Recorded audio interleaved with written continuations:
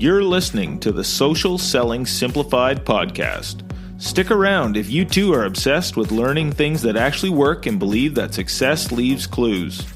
We're all about identifying results-producing roadmaps and getting super clear on how to scale and grow your online business.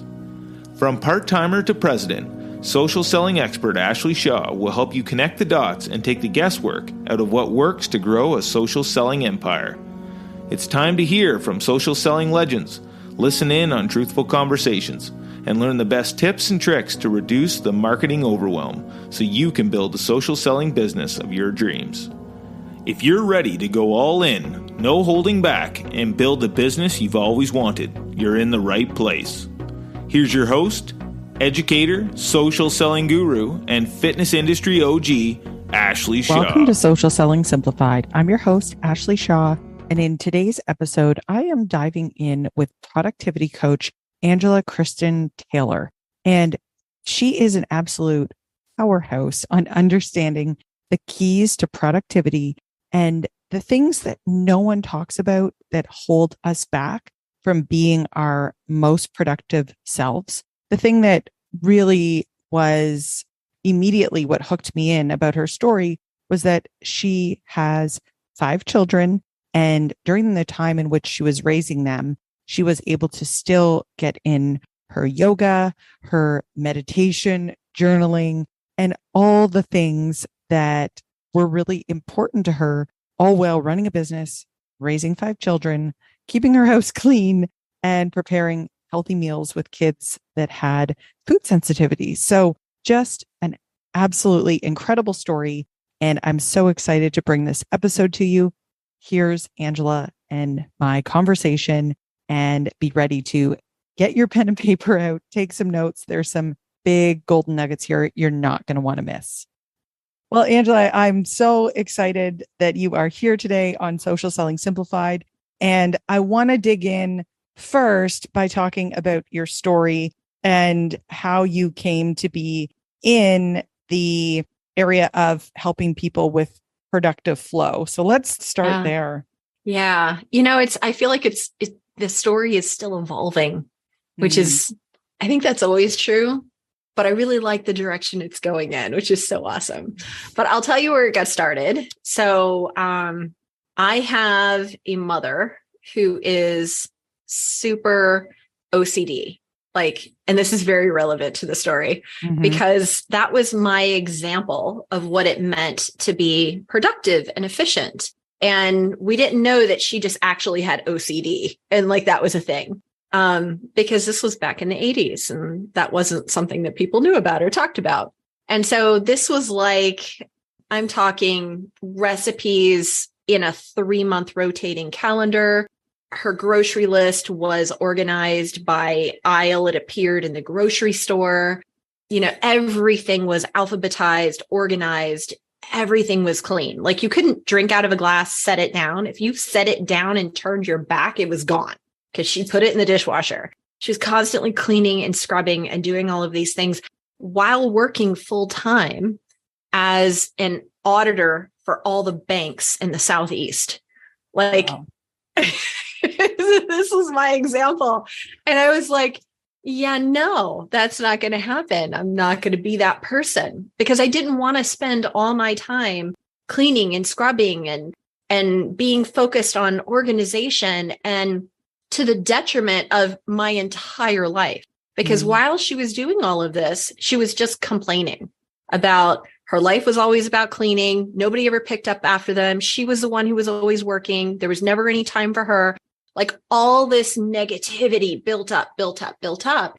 And so it just seemed like all she did was take care of everybody else and everything else.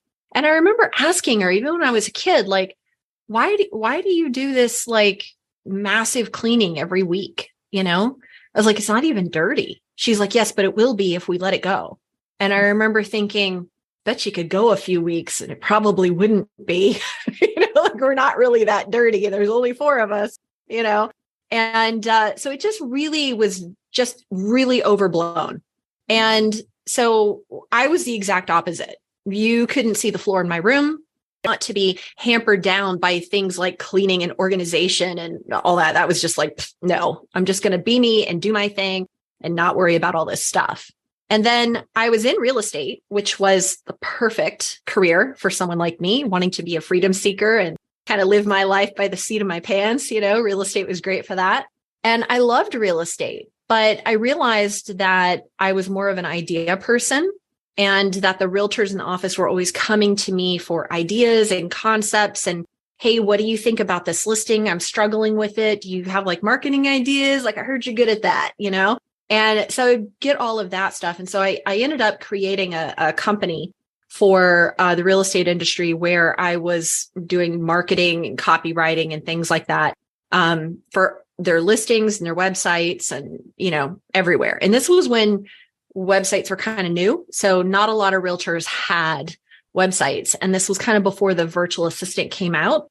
But I was doing this for agents locally and then thought, why can't I do this for agents everywhere?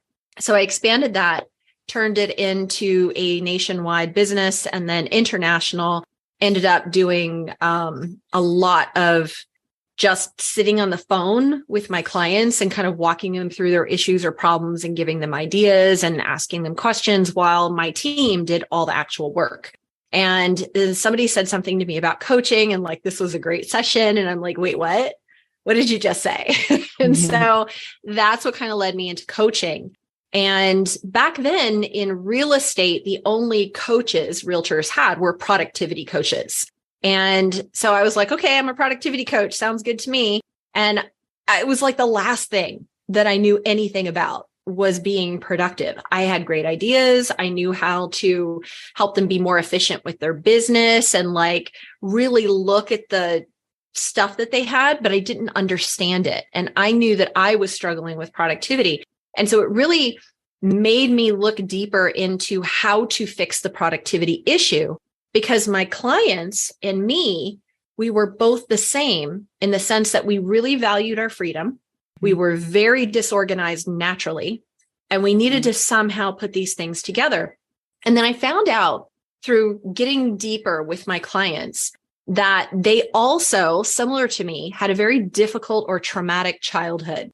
And so that it didn't matter if it was like, yeah, my childhood was great, but yeah, my parents were kind of really pushy with me. And, it was like straight A's or nothing. And I felt like I was never good enough or I didn't measure up or everybody told me I was too much and they couldn't take all my energy. And so it's just, even if they said it was good, when it came down to it, there were stories that they left childhood with that said, I'm not good enough. I'm too much. I'm not capable. Or the parents had stories that said, you can't do this because that's not how life is. And these stories were so similar to mine that I knew that there was something there with these stories and the emotions that were coming from it. And then I started looking at it and thinking, okay, well, I have all these great ideas and I tell everybody else all these ideas, but why am I not using them for me? And then that's when I thought, okay, well, when I have an idea for me, I look at it and I'm like, okay, well, I could do this, but, and then up came the stories, but nobody wants to hear from you, but you're not good enough. But it doesn't matter if you do that. Your night life's never going to be like that because that's for special people and you're not one of those, right? It's like the stories would come up and it would block me from taking the action. And so as I dug deeper and I started learning more about things like nutrition and wellness and personal development, all of this stuff just over years built up. And I started to realize that our productivity was truly rooted in our emotions and our emotional state. And that if we were happy and we could rewrite those stories into really truly believing that we were capable, we were just the right amount for the people who were right for us. And that we had this big vision of being able to impact people in such a big way. And that if we could just allow ourselves to believe that we were capable of making that impact, that we could actually do it. And so it was taking all of that and breaking it down into what I call the productive flow methodology, which is emotion, energy, time, and focus. And I realized that if we started with our focus, that that was the biggest issue. Like most people, they don't even know what their focus is. They're like, well, I just need to make this amount of money. And so all of their actions are geared towards, I need to make this amount of money.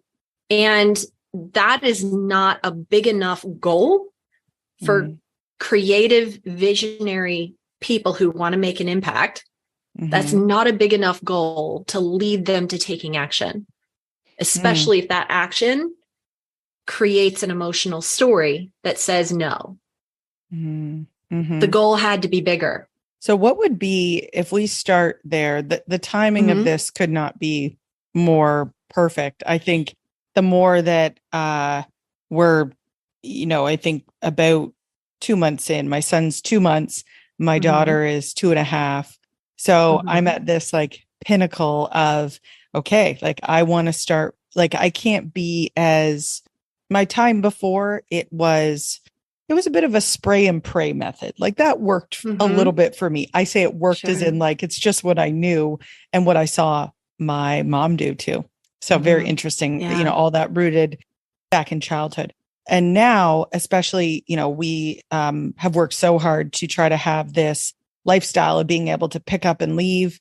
And, we're in Florida for 5 weeks. I'm changing my profile to snowbird, but I'm still, that feels great. But I still feel like that focus, like you're saying, that, that story that I tell myself is, okay, like I still need to be able to do it all. Like I still want to be a present mother, but I still have these other things that I, obviously in the business that I'm not clear on, I think what that focus higher above that, that higher level, getting beyond the money, being able to see past those things, what that is. So what's a great example of a focus, or maybe your focus that what do you, where do you put your intention?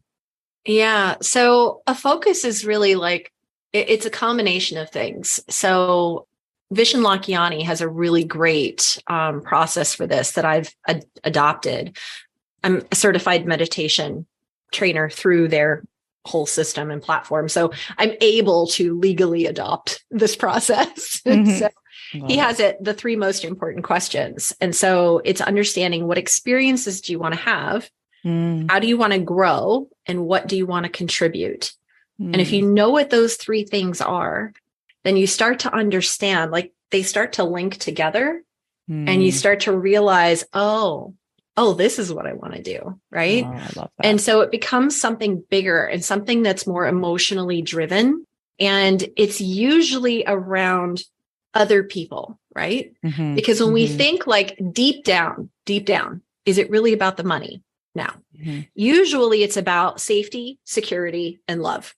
We just want to know that somebody loves us and we're safe and like everybody is okay. Like nothing's going to fall apart. There's security there. Right. Yeah. And so that's what it boils down. It's like basic root needs. And the thing is that a lot of us don't have that. We don't have those root needs, and we're looking to fill that. And we think money is the way to do it. When in reality, money is a means to an end. Money is a resource. Money is a tool. But money alone, if you've got a stack of cash in your hand, that's not giving you the experiences, the growth, and the contribution.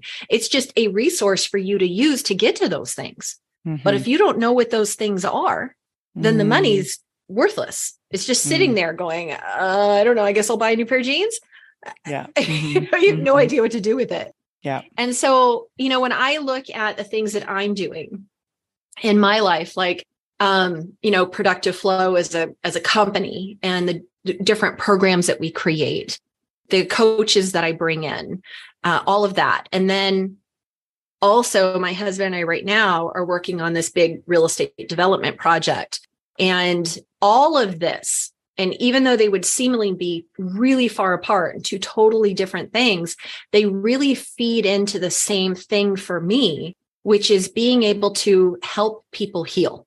And when I'm helping people heal, and healing from the sense of healing their stories, healing the things that pop up every time they want to take action. And it says, no, don't do this, because it's that piece that I want to help people fix. And I've been fixing this in me all along the way. I still fix this in me always, right? Because it's like an onion. It's like we peel a layer and then there's another one underneath it, right? Yeah. But I'm helping other people fix this as well. And a lot of times that's through connection and collaboration and support. It's not just through teaching, right? And it's also through research and study and writing and sitting down in meditation and theorizing all of this stuff. I mean, it all starts to come together. So when I think of different things that I want to do, like some of my experiences, we have an RV and we go out into the mountains and we go camping all the time. And I love that. And I like to sit by the fire and be able to look up and see every single star that is capable of me seeing. And it's a beautiful experience getting to spend time with my 9-year-old. And it's amazing. And then seeing our 4 adult kids and seeing what they're doing in the world, seeing how something that I did somehow impacted them. And now I see them doing this thing. And I'm like, wow, that's incredible. But being able to really curate my time around the way I want to experience life, that has been the biggest gift that I've been able to give myself. And that has come from following this process. I love that. I had a moment, we were at Disney, we didn't bring our daughter to like the park, but we, daughter and son, we went to Animal Kingdom Lodge. And just being there with them and just seeing my daughter's excitement for everything. It's like, those are the moments I live for that, truly make me just realize like, those are the experiences I want. And I want more of those, like more time in that bucket. So it's interesting how you've laid that out in those 3 questions. Once we have that in place, then we can answer those 3 questions after focus. What do we move into from there? Yeah. Once we understand what our focus is, and I call that setting your GPS, because it gives us a destination that we're really trying to get to, then we look at our time. And so we can look at our time and say, okay, well, this is all the stuff I have to do and I don't have room for anything else. So here's where I get stuck. That's where a lot of people land. And what we really need to do is to kind of like keeping a food journal, keep a time journal. And instead of just writing down, well, this is what I did and this is how long it took me, I want you to also write down how you feel when you're doing it, because it's the emotion that feeds into telling you this is a yes, this is a no, or this is a somebody else, right? And so when you're able to really understand, like, you look at a week of that, just track it for like 5 days and look at it and say, okay, well, I can see how I could have saved some time here. I could have bundled this together. I could have rearranged this. And here's some things I wanted to do that I couldn't fit in at all. And, a lot of times people ask me, how do I do what I do? And I used to get that question a lot more than I do now, because now I have 1 kid at home when I used to have 5. And so when I had 5 kids at home, Zane was brand new. He was an infant. I was breastfeeding constantly. And then I had 4 older kids that I was homeschooling, all of them, different grade levels. Well, 4 different grade levels. 2 are the same age, but they're 3 months apart. And the way their birthdays fell, they were 2 different grades.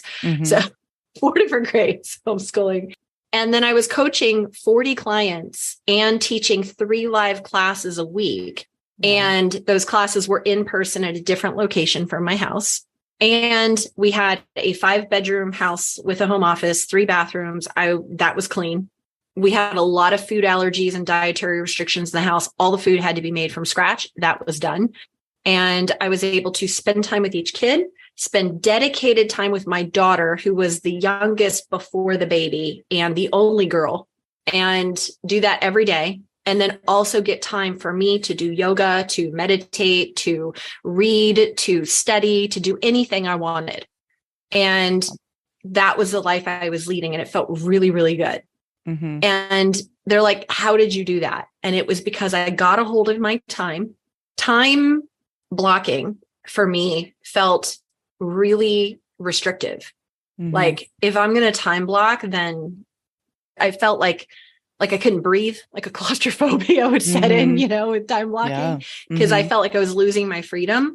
Right. But when I started to just write down to-do lists for the different days of the week, which is how I was going to avoid time blocking, I realized that I had actually no idea how long it took me to do something. And I was writing down the things I had to do and not any of the things I wanted to do. So my focus on how I was spending my time was all wrong. And so it was when I actually time journaled and figured out how I was actually spending my time, and then adding into the things, here's the things I want to be doing that I'm not. Then I was able to understand how I was feeling around those different things. I realized there were a lot of things I was doing that were pointless, just didn't need to be there. They had no effect. They were things I thought I should do, but wasn't creating any value on the other end. So those were things I eliminated. And then there were other things that I did, like cleaning the house. Oh, we had 4 big kids who were capable of helping. And instead of grounding them when they got into trouble, and invariably somebody got into trouble almost every day because we had 3 big boys, I gave them housework to do. So that was the punishment, but it also taught them how to value keeping a house clean and how to know how to clean a house. So like they're grown now and they all know how to take care of themselves. It's like a really big, cool thing. Right. Yeah. And so like that was a thing. Some of the other stuff I did was like, I started bulk shopping and cooking all on one day because it would take me 4 hours in one day and knock it out. And my daughter could help, and we made it kind of a fun thing. You could play music and have fun with it instead of it being this drag at the end of our day when I was tired and drained and felt like I had no energy left.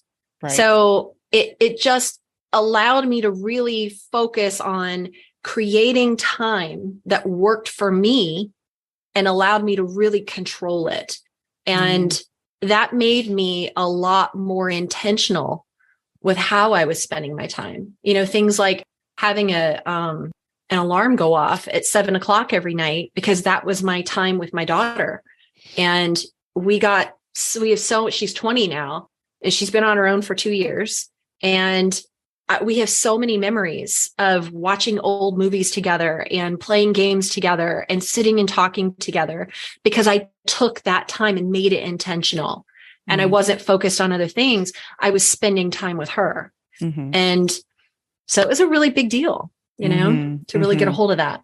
Yeah, absolutely. Hey, Coach, I finally have something that I've been dreaming of providing for you. I know that you definitely didn't start this business because you really felt like pestering your friends and family and getting ghosted by everyone. Chasing people down or having to follow up with them is definitely hard work, and it can feel so awkward and uncomfortable for everyone involved. But your upline probably told you that this is what successful people do, and they didn't mention to you that unless you're this superstar salesperson right off the bat, you're going to struggle forever if you keep doing it that old school way.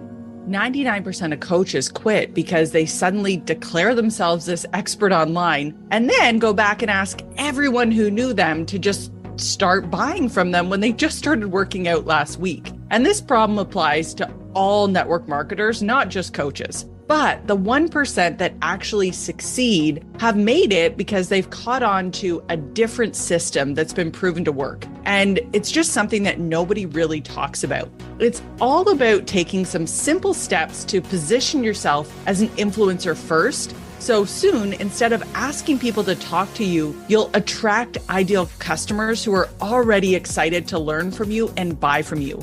They'll know exactly what you're about and how you can help them. Go to ashleyshaw.ca/FYourUpline to learn more and see exactly what I'm talking about. You don't have to hunt people down and make them talk to you in order to get your bills paid for the rest of your life. Check out my short book called F What Your Upline Said and get an entirely different approach that will feel much more organic and authentic. That's ashleyshaw.ca/FYourUpline. I'm so excited for you to start implementing these 4 simple changes in your business and see how it absolutely transforms how you feel about your business and the results that you're able to get. And so what comes after time? Yeah. So once we get through time, then we have to look at energy, because when we understand how we feel as we're going through different aspects of our day, we start to understand that there's usually one section of our day where we're really energized and lit up. Right. And there's other parts where our energy starts to drain. And so we start to look at things like, what are the causes of that? One thing for me, I know, is that I'm more productive in the morning. I'm more engaged in the morning. I'm more lit up in the morning. That is my highest energy point of the day, is in the morning until about 2:00. And then it starts to go, drifts off.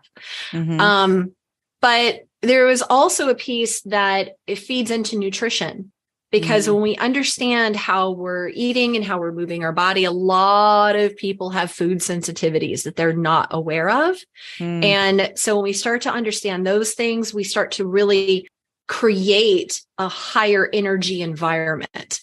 And we're also learning more around like how to regulate our nervous system, because a lot of us, especially if we have a lot of stories from our childhood that relate to chaos or stress, overwhelm, things like that in childhood, then we have a hard time regulating our nervous system, because we're always kind of prepared for some catastrophe to happen. And when our body is prepared for, what's going to happen next, it's like you're always on high alert. And then it's hard to calm yourself and create balance throughout your day, because you are always on high alert. And so it's like when you have a new baby and you're waiting for them to wake up at night, so you don't sleep so well. It's that kind of thing. You're like, all the time. And so learning how to regulate your nervous system, learning how to use your food to actually feed your energy and your emotional state, because the kind of that gut mind connection, right? And then from there, we lean into emotion and understanding what those stories are, what's coming up for you when you try to take these actions, right? So once we understand our focus and we know what actions we're going to take, then we curate our time so that we're able to take those actions. And then we fix our energy. We're really looking at our energy so that our energy allows us to go and do those things in that time frame. And then we're looking at what stories are coming up for us so that we can pull them up by the root, rewrite them, and tell ourselves a new story. And that's when everything starts to flow. And now we're not hampered by this thing coming up and saying you're not good enough anymore, because we know we are. And those stories stop. And it's really, really interesting the impact you can make on your own life, on the people that matter most to you, and then on the other people that you serve when you approach it from that perspective. Yeah, I really appreciate the simplicity that you've been able to bring to this concept, because I think I remember teaching when I was in the fitness clubs. I used to teach the general managers. Like I was they called it back then a management development coordinator, whatever that was. But we used to teach this little segment on managing your time. And I remember there were just so many theories on that, but a lot of people really, really struggled, even though, you felt like, well, we give you the agenda and we tell you the items you should, check off. And there would be these managers that would just constantly struggle, no matter what tools at the time we felt we had that could help them. To hear it broken down into those categories is just, it's really enlightening and something so fresh. So I really appreciate the way that you have broken that down for us. And I think it just, provides a lot of hope that it's not just because I'm, the story I'm telling myself is I'm bad with time, or, I will never be able to get there. Like, I love how you've broken it into a process in that regard. Yeah. No, thank you. And I'll tell you like 2 things I want to say. One is that, right now in my productive flow organization. I work 45 hours a month, and that's it, a month. Now I've taken on extra time because we're working on this real estate development project, and that takes extra time that I didn't have allocated. But I'm happy to do it because I know it's leading to us doing other things. So it's like I consciously took that on, knowing I have the availability to take it on, right? And then the other thing is an example of how stories can shift. And you start to see this when you have awareness around this. You see this in your kids really easily. And we homeschool Zane. He's always been homeschooled, my 9-year-old. And I remember I was taking him to this new homeschool group, and I think he was about 7 at the time. I took him there, and it was the first time he'd met any of these kids, and he's super social with kids and adults. So it was like never an issue. We got there early. I offered to help the woman set up, and she was kind of a little standoffish. And I was like, oh, okay, we'll take a walk around, check out the playground, stuff like this. And we connected with her son, and he was kind of showing us around, and it was great. And then when everybody got there and they were ready to teach this little thing that they were going to do together as a co-op, Zane had a lot of questions. And he always has a lot of questions because his brain's going in 50 miles an hour in different directions, and he's really interested. So he's raising his hand and raising his hand and raising his hand. And they answered like his first 2 questions. And after that, they just stopped calling on him and ignored him completely. And he would come over to me. He's like, I have a question. And I'm like, okay. And then he'd ask me, and then she's staring at me and saying, are we ready to move on now? And I'm thinking, gosh, this is just, the whole way to this event, Zane was telling me all about how he wanted to start a lemonade stand, and that was going to lead him. If that did really well, he was going to add cookies. And that if he was doing really well with the cookies, he was going to find a neighborhood helper, and he was going to be really sure to be nice to that helper, because if he wasn't, then they wouldn't want to work with him anymore. And then from there, he's like, who knows, but food is my passion, and I'm going to make this happen. And I'm like, that is awesome. We actually got up and left this event early because they were blatantly ignoring him, called him out so many times for just having a question, or when they asked a question and he had an answer, he gave them an answer that was more abstract than what they were looking for. And it's just very entrepreneurial, right? The brain, the mindset, the answers, the questions, all of it. And so I said, you know what, honey, we don't need to stay here if you don't want to. And he goes, yeah, I don't feel comfortable. And I was like, okay, well, let's go. And we left, and we were driving, and I was like, I'm going to take him, get him some ice cream.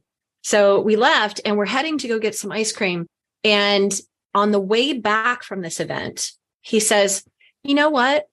I don't think I should have a lemonade stand. I don't think I should sell cookies. And I'm like, well, what's going on there? What are you thinking? Why did you change? And he goes, well, maybe nobody wants to buy from me. Maybe nobody wants to talk to me. Maybe they don't like me. Like, all these stories came up for him just from that one event, where I saw him go from super passionate and excited and lit up and like, yes, I'm going to do this, to all the doubts just pouring in that moment, simply because somebody ignored his questions, and didn't want to give him an opportunity to speak. And it just shut him down. And that's a perfect example of what happens to us. But we've been dealing with this for years and years and years because our parents didn't know, our parents didn't recognize, and they didn't see that was what was going to happen, or that was what was happening, right? When I was a kid, my mom would tell me, well, you're too much. I can't, you just got a lot of energy, and I can only deal with you in small instances. And I'm already way up here for my tolerance of the day. So you need to go do something else. And that just told me I was too much. But when Zane has a lot of energy like that, and people start to call him out for it, and I hear them start to say that to him, I'm like, hey, do you know what too muchers are all about? Do you know the real secret behind the too muchers? And he's like, no, what? And I'm like, the too muchers are here with a lot of energy because we're here to change the world. We're going to make a big impact, and we're going to do big things. And we think of things that other people don't. I said, and you have the energy to actually make it happen. And he's like, that's really cool. I'm like, it totally is. I was like, so we are a whole family of too muchers and we're going to do big things. And he's like, yeah, we are. We're too muchers. I'm like, that's right. And it's like, it just shifts the story. It shifts it. And you can see it in children because they react so quickly and because they really believe everything that you're saying because you're their role model, right? And the thing is that when your role model shuts you down without intending to, loving you as much as they can, through that, they're limited by their own beliefs of what they feel they're capable of. They're limited by their own ability to show up based on their ability to regulate their own nervous system, based on their ability to deal with stress and overwhelm, based on how they used their time. And so we see this, it's easier to look back at our parents and kind of see like, oh, yeah, I can see because now I know how my grandparents treated them when they were kids, or I know what their childhood experience was. And I know what their life experiences were as an adult. And then I see how they were stressed out or overwhelmed or didn't know how to handle things. So I understand why they said the things that they said. And I understand why as a child I believed it. And then you can lead yourself down that path and say, but now I'm grown. Now I get to choose my own story. And I know that even if my parents or my teachers or, the people that cared for me, they didn't understand me, it wasn't that they didn't believe in me or didn't think I was capable. It was just they thought I came from them and I can't do more than what they think they can do. But they just didn't know. But I do. And then you drive yourself forward from there. Yeah, I had a bit of a glimpse of this. I find it's interesting as an adult because you, like you said, you have these glimpses of your childhood watching your parents. And I had this experience being in Disney. My mom came with us and she's still running a business at home. And so there's this split of her priority of, being with her grandkids and being there, but then also like on the phone constantly. So it's interesting to be able to watch that go down and realize like when I was the little on the other side of that, what stories would have developed from that feeling of being like, exactly, she's not focused. And I completely I understand now as an adult, the pull of priorities and her trying to do it all. Like instead of saying no, she said, yes, like I'm coming and I'm going to, run my business from my phone. Yeah. But as a child, it was easy for me to misinterpret that because, you just don't know. There's a story that goes along with that. So I love what you've shared, the insights. And I think it's just a beautiful place to start, to be able to start to unravel some of those unconscious things that are operating in our operating system behind the scenes. So Angela, where's the best place for people to find you, connect with you, and to learn more about you?